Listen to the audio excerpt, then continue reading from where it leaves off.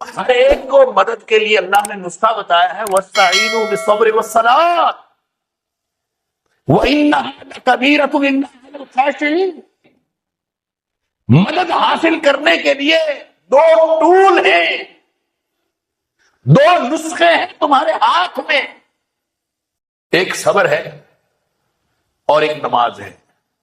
جب تم نماز پڑھتے رہو گے اور صبر کرتے رہو گے تو اس کے ذریعے سے اللہ تعالیٰ مدد عطا کر۔ لہذا صبر کا معنی تو ہے ڈٹے رہنا، اس میں بڑی تفصیل سے ہمیشہ گفتگو ہوتی رہتی ہے، میں صرف اس کا خلاصہ عرض کر دیتا ہوں۔ صبر کا لفظی معنی ہوتا ہے روک لینا، اللہ اکبر، لیکن شریعت کی اصطلاح میں ڈٹے رہنے کو صبر کہتے ہیں۔ اصل میں اس کے لغوی معنی کے ساتھ تعلق یہ ہے کہ ہر سچویشن کے اندر، جس طرح کی بھی سچویشن ہو، اس سچویشن میں انسان کے اندر ایک فطری تقاضا پیدا ہوتا ہے۔ صورتحال میں انسان کے اندر ایک فطری تقاضا پیدا، کیونکہ وَنَفْسٍ وَمَا سَوَّاهَا فَأَلْهَمَهَا فُجُورَهَا وَتَقْوَاهَا، اس کو اللہ نے بناتے وقت اس میں نیکی کا مادہ بھی رکھا ہے، برائی کا مادہ بھی رکھا ہے، لہذا ہر سچویشن کے اندر ایک تقاضا پیدا ہوتا ہے۔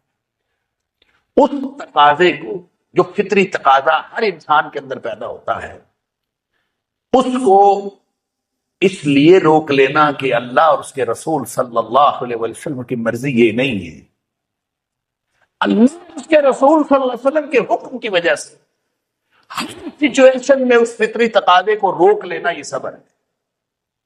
اس لیے صبر کبھی چھلانگے لگا دینا صبر ہوتا ہے، کبھی روک لینا صبر ہوتا ہے۔ شدید غم ہو تو مباہلہ کرنے کو دل کرتا ہے، مباہلہ نہ کرنا صبر ہے۔ شدید خوشی میں پھر انسان کا چیخو پکار کر کے لوگوں کو اپنی طرف متوجہ کرنے کا دل کرتا ہے، کوئی بھنگڑی کرنے کا دل کرتا ہے، کوئی ناچ گانے کا دل کرتا ہے، نہیں کرنا، اس لیے کہ اللہ اس کے رسول صلی اللہ علیہ وسلم کے حکم کے خلاف ہے، یہ صبر ہے۔ نماز پڑھنے کو دل نہیں کرتا، شدید سردی ہے، شدید گرمی ہے، موسم شدید ہے، وضو کرنے کو دل نہیں کرتا، گھر سے نکلنے کو دل نہیں کرتا، نکلنا ضروری ہے کیونکہ اللہ کے رسول صلی اللہ علیہ وسلم کا حکم ہے، یہ صبر ہے۔ دین کے بندے کاروبار میں فائدہ نہیں ہو رہا، جھوٹ بولے بغیر کاروبار نہیں چلتا، سچ پر ڈٹے رہنا صبر ہے۔ اس لیے کہ اللہ اور اس کے رسول صلی اللہ علیہ وسلم کا حکم ہے کہ جھوٹ بول کے کاروبار نہیں کرنا، سچ بول کے کاروبار کرنا۔ اللہ حاصل قیاس، پوری زندگی صبر ہے، پوری زندگی ڈٹے رہنا صبر ہے۔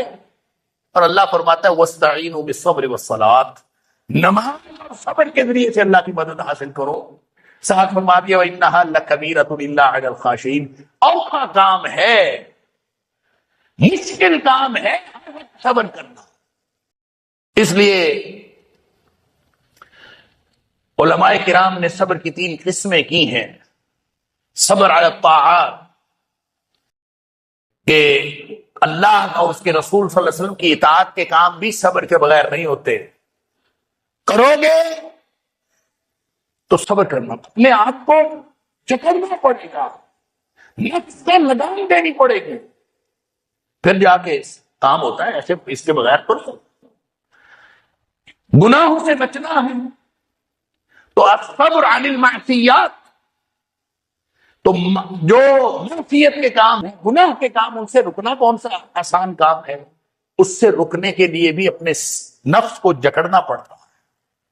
لہذا فرمایا ایک صبر وہ ہے جو اطاعت کے کام کرنے کے لیے چاہیے، ایک صبر وہ ہے جو گناہ سے بچنے کے لیے چاہیے، اور تیسرا صبر وہ ہے صبر علی المصیبات، کہ جو مصیبتیں آتی ہیں، پریشانیاں آتی ہیں اور انسان اپنے آپ کو بے بس محسوس کرتا ہے، اس پر بھی اللہ کے دین پر ڈٹے رہنا جناب صبر ہے۔ مصیبتوں میں بھی ڈٹے رہنا ہے، گناہوں سے بچنے پر ڈٹے رہنا ہے، اطاعت کے کام کرنے پر ڈٹے رہنا، یہ صبر، پوری زندگی اسی پر کر کے دیکھو تو پھر دیکھو اللہ کی مدد آتی ہے کہ نہیں۔ سبحان اللہ عما یصفون، اللہ کی ذات ان سارے عیوب و نقائص سے پاک ہے جس کے بارے میں یہ لوگ باتیں کرتے ہیں، ان کو سمجھ نہیں آتی کس ذات کے بارے میں بات کر رہے ہیں۔ اتنی سی مخلوق ہے، وہ جو ہے نا واسع کرسی السماوات والارض، زمین و آسمان کے اوپر اس کی کرسی حاوی ہے، وہ کتنی سی کائنات ہے اور کتنی حاوی اس کی کرسی ہے، اس کے اوپر کتنی بڑی ذات ہے، اللہ اکبر۔ اس ذات کے بارے میں لوگ یہ سمجھتے ہیں کہ اس کے ساتھ کوئی الہ مخلوق میں سے اٹھ کے بن جائے گا، ما قدر اللہ حق قدر، انہوں نے اللہ کی قدر ہی نہیں کی۔ اور سبحان اللہ عما یصفون، وہ ذات پاک ہے۔ پاک جو ہے نا، یہ میں کئی دفعہ عرض کرتا ہوں اور پھر میں بار بار اس لیے بتاتا ہوں کہ یہ ذہن میں مفہوم راسخ ہونا چاہیے۔ سبحان اللہ جب ہم کہتے ہیں کہ اللہ پاک ہے، تو پاک کا مطلب یہ نہیں ہوتا کہ ایک ناپاک ہے اور ایک پاک ہے، وہ والا پاک نہیں ہے۔ سبحان کا مطلب ہوتا ہے وہ ذات جو عیوب و نقائص سے پاک ہو۔ عیب کہتے ہیں خامی کو، اور نقص کہتے ہیں کمی کو۔ وہ ذات سبحان ہے۔ جو سبحان ذات ہوتی ہے نا، اس میں نہ کوئی کمی ہے اور نہ خرابی ہے۔ اور جس ذات میں نہ کوئی کمی ہو نہ کوئی خرابی ہو، اس کو ساتھ الہ بنانے کی ضرورت کیا ہے؟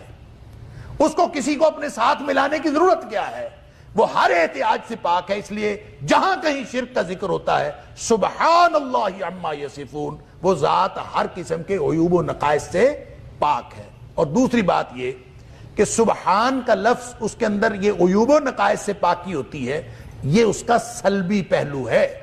سبحان کے لفظ کا یہ سلبی پہلو ہے کہ اس کی ذات عیوب و نقائص سے پاک ہے، اس میں نہ کوئی عیب ہے نہ اس میں کوئی نقص ہے۔ لیکن اس کے اندر ایک ایجابی پہلو بھی اسی سبحان کے لفظ کے اندر موجود ہے، اور وہ ایجابی پہلو یہ ہے کہ اس کی ذات کمالات اور خوبیوں کا مجموعہ ہے۔ کمی بھی کوئی نہیں، خرابی بھی کوئی نہیں، حسن، خوبی، کمالات، وہ دنیا کائنات میں جو بڑے سے بڑا کوئی تصور ہو سکتا ہے وہ اللہ کی ذات میں بھرپور موجود ہے۔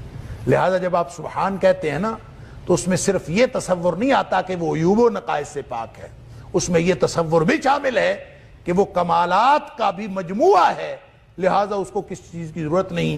فرمایا سبحان اللہ عما یصفون۔ یہ جو دنیا والے مشرک بکواس کرتے ہیں، ان ساری باتوں سے اللہ کی ذات بہت بلند اور پاک ہے۔